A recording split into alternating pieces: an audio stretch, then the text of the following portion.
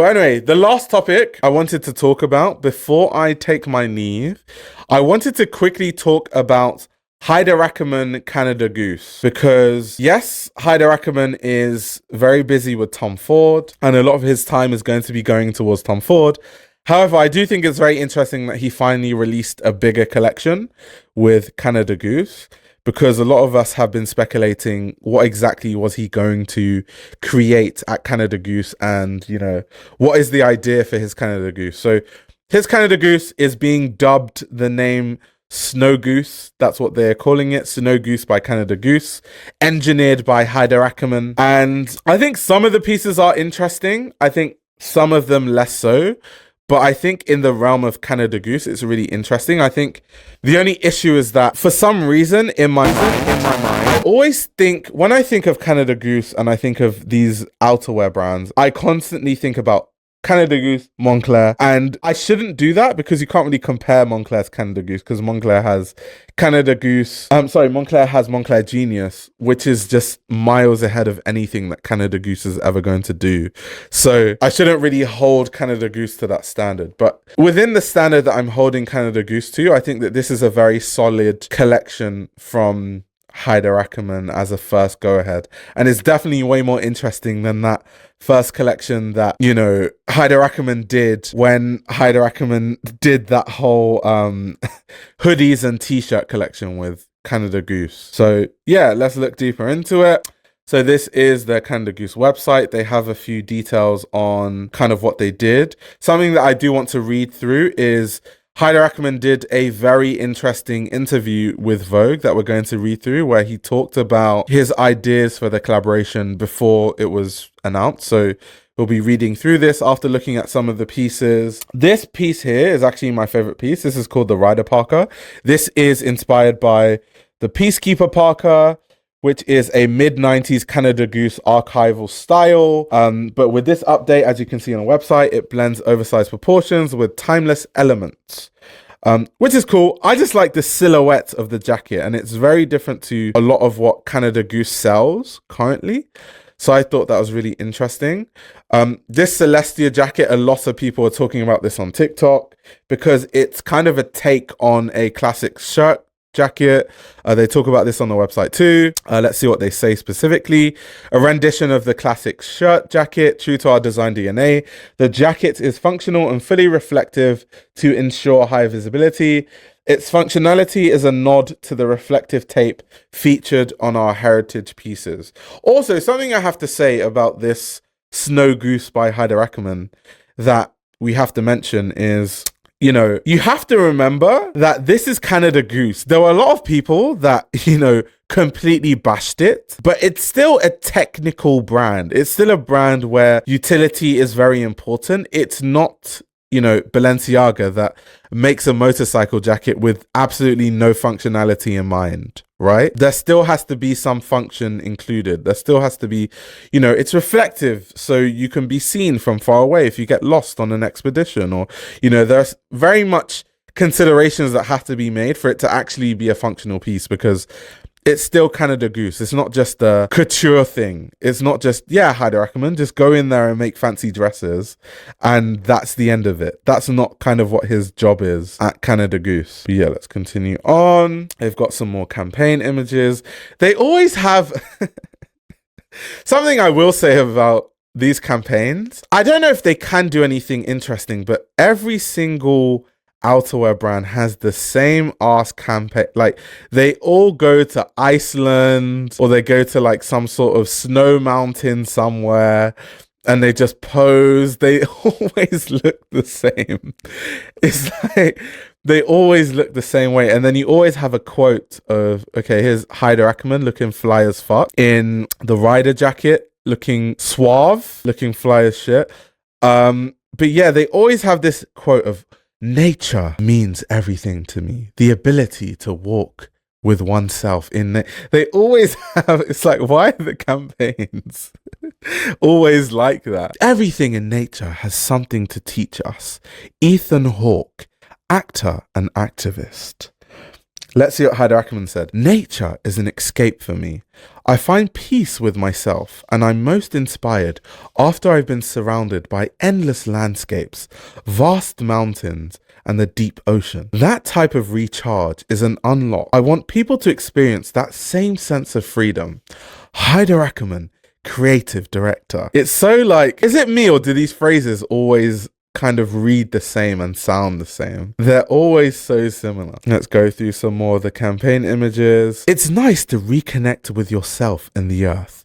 It feels like an escape. You can go back to being yourself and feel normal, and then come back in society and carry that with you. Like I was normal there, I can be normal here too. Lucas Amador. But yeah, that's the one thing that I'm like, how do these outerwear brands, you know, innovate marketing wise? Because their campaign, like I'm telling you, this campaign looks exactly the same as loads of Arc'teryx campaigns, which looks exactly the same as, you know, a lot of Moncler campaigns. I'm lolling because a friend returned from Norway doing an outerwear shoot. Reading this really makes me want to buy a 4K coat and fly to Antarctica. They seem to be inspired by each other instead of looking outside. Yeah, that tends to be the case. It's like ChatGPT and outerwear campaign, yeah. So the way these things are marketed, like these outerwear campaigns, I find them very boring because they are always the same, to be honest. But the clothing is really interesting because it's designed by Haider Ackermann. And everything that Haider Ackermann makes is interesting, to be honest. So yeah, let's look at some of the prices. Let's see what they are charging us. This is my favorite piece from the collection, the Rider Parka. I just absolutely love the shape. I also like both colorways. The white looks really cool. The black looks really cool. Of course, like I said earlier, it's referencing the Peacekeeper parka from the 90s. So, and this is something that Haider Ackermann said in an interview that we'll go through later, where he was looking very deeply into the Canada Goose archives and seeing how he could improve the design of a lot of the pieces. That was his main inspiration for this. But it looks really intricate. Like it looks like it has a lot of details, very utilitarian, even though it has a really interesting shape. I do like this jacket. Would I pay $2,550 for it? That's a whole different story, but I do like it from a design standpoint. There is something about the design that almost makes it look like an opera coat. I never actually thought about that, but that's an interesting take. You've got an Avalon vest, $895. You've got like the t-shirt, you know, every collection has to have something that is slightly cheaper. So you are selling to different kinds of consumers. We see what they're doing there. Snow Goose, Secure Tomorrow. Interesting. How many colorways do they have of this t-shirt? Okay, they've got so many different t-shirts. Let's see all the different ones. Trails End, new sense of direction. And then the lovely Snow Goose logo. What do you guys think about the t-shirts? How are you guys feeling the t-shirts or not? And then you've got these pieces with the knitwear. It's kind of really cool. You've got some caps, some leggings. I can imagine these leggings are like probably some sort, there must be something to it for $350. It has to be like heat tech or something. Let's see. They don't even mention, let's see, product details. This slick and agile style was inspired by nature walks and the art of trekking. Okay, yeah, that's definitely not worth $350. That's definitely not worth $350. They're just normal. There's not even any, you know, actual consideration. It's just like they're really nice to walk in and to trek in. Like, damn, they could have made that way more interesting and they could have marketed it in a more interesting way. Avalon hat, I really like. That's really cool. This reflective Celestia jacket, I really like. This take on the shirt jacket, but make it Canada Goose. I'm a fan of it. Maybe not in this ultra reflective silver. If they had a reflective black, I would have been all for it, to be honest. Maybe not so much the colorway, but I like the shape of it. So yeah, I'm a fan of that. This squall jacket was something that a lot of people were talking about when the images first dropped. It's even sold out in large. So yeah, that means that people talking about it online is actually translating into what people are buying. But yeah, this was something that people really, really liked. This looks like those lightweight jackets that most of these brands do, whether it's Moncler, Arc'teryx, Canada Goose, where it's supposed to be like a lightweight shell jacket and then you wear all your layers under it and it's waterproof and it's, you know, has all these different membranes that protect you from different things. every sort of outerwear brand makes a version of that, but it's cool to have it in this kind of color because most times they don't do it in this kind of bright color. So I guess that's where the difference is. I'm sick of hearing the phrase the art of creation. A wilder hoodie, wilder jogger, wild spirit, interesting. You've got a beanie with the Snow Goose logo, some tracksuits, you've got some snazzy socks that they call the Vault sock. And yeah, for the most part, that's the collection. What do you guys think of the Haider Ackermann Canada Goose collection? Let me get your quick thoughts before we go through the Vogue article. I'm curious to see what you guys like. Okay, Leo likes the squall jacket. The socks are cute. The tailoring and cuts are very nice. Great output overall. I totally agree. And once again, I have to say, because it goes without saying, it's a Canada Goose sub-brand, sub-label. It's under Canada Goose. It's not Haider Ackermann doing a Jean-Paul Gaultier couture show. It's not that. It's not Haider Ackermann for Haider Ackermann. If you want to see the more avant-garde stuff, wait until he does a collection with Tom Ford. That's what that's for. With Canada Goose, it's bringing his amazing, design prowess and kind of slightly adjusting what Canada Goose has had in their archives and making it more fashion forward. That's really what he's doing with Canada Goose. That's the whole point of it. So I don't think you can judge it through the same lens that you would judge, Haider Ackermann's other work, like Beluti and his namesake label and all that sort of stuff, like Jean-Paul Gaultier and stuff. It's not the same thing. Totally different target audience, totally different goal that they are aiming for also. Burrow says, I never really got these type of clothes, to be honest. Like, is this actually needed for hiking? Lower seems over the top. I mean, most things aren't needed. I guess consumers just like the idea that they're overly protected. I think if you are actually, I don't know, you're like, I want to climb to the top of Mount Everest, then you're not going to be wearing this. You're going to wear things that are way more functional than even stuff like this. So it just depends. It's just kind of like mixing utility and lifestyle and design all in one. For people that kind of like Canada Goose, but they want something more fashion forward. That really is what it's for. Well, nobody's going hiking with a 4K coat, let's be real. I think this is for rich tech bros that just enjoy looking at the specs.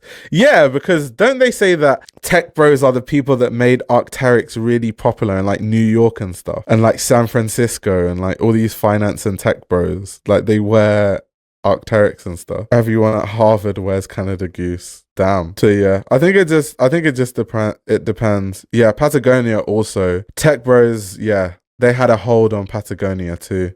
Definitely. Yeah. Quickly, I want to read the article that he did with Vogue. Shout out to Kirsty McGregor for doing an amazing interview with Haider Ackermann for Vogue. So yeah, this is in Vogue Business because I think he just had some interesting insights in terms of where his head was at in terms of the collaboration and what his ideas were for the collaboration. So let's see. I want to skip because not everything is relevant. Kind of like they're talking about the fact he was in Iceland and he was wearing the actual clothes and all that sort of stuff. I just want to get into what he specifically said about the archive. Okay, here we are. Ackermann was inspired by Canada Goose's archive in Toronto. I looked at all these pieces from back in the 60s. They were crazy. There was a parka in fluorescent pink. I was like, what the hell, guys? Look at all these colors. Look at this energy that you have in the archive and what you have in the shop now is so different. Let's get back to it. Images of the Snow Goose Autumn Winter 24 collection are embargoed until launch. Well, we've seen all this stuff now anyway. But I'm given a tantalizing glimpse. The rider parka, pictured above, is Haider Ackermann's reimagination of a classic style that was originally created by the brand for officers of Ontario's provincial police force, who often encountered extreme weather while on duty. Ackermann is also involved in the main line's evolution, design and creative image, the impact of which will be seen in coming seasons. That's very similar to the role of Claire White Keller at Uniqlo, because of course she has C+, which is kind of like their collaborative sub-label in a way, but then also her main focus is actually changing the everyday Uniqlo pieces, right? And Haider Ackermann, yes, he has Snow Goose by Haider Ackermann, but he's also involved in the day-to-day Canada Goose. And I think that's where a lot of impact can be made.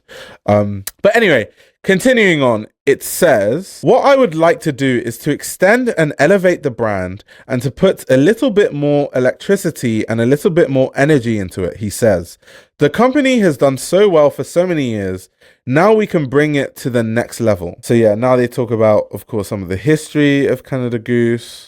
But I want to see what else they were saying about his actual ideas, because that's what we're here for. So Ackermann, in turn, was attracted by the adventure. A designer that is hard to pigeonhole, his CV includes a long stretch at the helm of his eponymous brand, a 3-season stint as creative director of LVMH-owned Berluti, a guest slot designing Jean-Paul Gaultier Haute Couture as part of its rotating designer program, a red-hot collaboration with Fila, and an unexpected tie-up with beauty brand Augustinus Bader on a reimagined container for its cult product, the cream.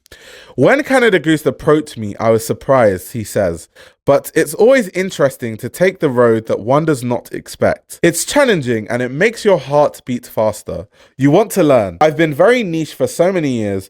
Dressing many people on the streets is thrilling for me. He adds that there was an appeal to Canada itself. There is so much peace and quietness about it. This was reflected in the role. They didn't want to do a whole rebrand, which I was very seduced by. He smiles and adds, my life is a bit different now. Now, why I wanted to read out that point and why I think it's really interesting is I remember when it was first announced that he was, creative director of Canada Goose, we were a lot of us were confused as to like what was the rationale of him joining Canada Goose. So it's kind of good to hear his own words on why he wanted to do that job and the fact that they actually even approached him. So I think all of that is really interesting. But continuing on, it says, it's the only time during the interview that he subtly acknowledges his other job. In September, it was announced that Ackermann had joined Tom Ford as creative director with immediate effect, replacing Peter Hawkins, who held the role for less than a year. That's also something we've talked about in a previous live stream, which was a very interesting, conversation around Peter Hawkins, the fact that he was Tom Ford's right hand for so many years, just for him to leave the brand after 1 year of being creative director. Kind of crazy. But anyway, continuing on, there is no indication that he will relinquish the Canada Goose position. He has some experience in working across two brands. The Jean-Paul Gaultier and Fila opportunities overlapped, so each week he would split his time between each. His first collection for Tom Ford will be presented during Fashion Week in March. I'm juggling again, he says, of his new dual role, but declines to say more. Looking ahead, he has an eye on the opportunities for further category expansion and how to develop Canada Goose's spring-summer offering. The brand recently introduced more lightweight styles suited for wetter and warmer climates, as well as foraying into footwear with a rain boot. Canada Goose is very related to the winter. How do you make it relevant in summer? So there's work to be done, he says. For now, though, the focus is on the Autumn-Winter 24 Snow Goose collection, which will be available online and in 20 Canada Goose stores globally. Reese describes Ackermann as a true visionary. He has taken what Canada Goose is known for, authenticity, craftsmanship, performance, and expressed that in new and unexpected ways, all while still paying homage to the identity we've built over the last 6 decades. So yeah, I thought that was really interesting, just him talking about why he joined, the fact that he won't be leaving Canada Goose, he's going to juggle both roles. It'll be interesting to see how he handles that. And also interesting to see that he has ideas to kind of make not Canada Goose a summer brand, but it's known for outerwear and extreme climates, to kind of make it a brand that becomes known for also selling things that people can wear in the summer. That rebrand is going to be very interesting to see how Haider Ackermann navigates that. That will be very interesting to see. I can see the Goose being a hit in Colorado for the Nouveau Riche kids with influencer aspirations. That is such a funny phrase. Nouveau Riche kids with influencer aspiration. Canada Goose has been needing some fresh air. Breathed into it for a while. I totally agree with that standpoint, to be honest. But yeah, I just wanted to touch on it because I saw some positive reactions to the collection. A lot of negative, people like, oh my God, like Haider Ackermann should be making like couture dresses. Like, how does he go from couture dresses to like, and it's like, no, it's a Canada Goose collection. What do you expect? Do you want him to, design a couture gown for a Canada Goose collection. It doesn't even make any sense. Thank you very much, guys, for coming to my TED Talk. This was fun, as always. Like I said, tomorrow I shall be going to Antwerp, so we shall see if I am able to stream maybe in the evening or not after I go to the exhibition. I will be filming the exhibition, so that will be a video that I will release on the YouTube channel eventually. So that should be a lot of fun. And yeah, like I say, if you guys have Spotify Premium, I do post all of my live streams onto my Spotify page. The link to that is in the description. So yeah, check me out on Spotify if you want to watch me on the go. It's okay if you prefer YouTube also, either or, it doesn't really matter. And on that note, I will see you guys in the next live stream. Thank you very much, guys, for tuning in to my TED Talk. This YouTube channel runs on your support. If you want to support the channel, you can subscribe to my Patreon. You'll gain access to exclusive content that includes everything from my Patreon podcast, where I give a behind-the-scenes insight into the fashion industry, as well as a fashion book club, where I review my favorite fashion books. You can also check out my fashion ebook, which highlights the best fashion journalists to follow, definitions of common fashion terminology, and how to determine what a good source of fashion information is. The links to everything are in the description below.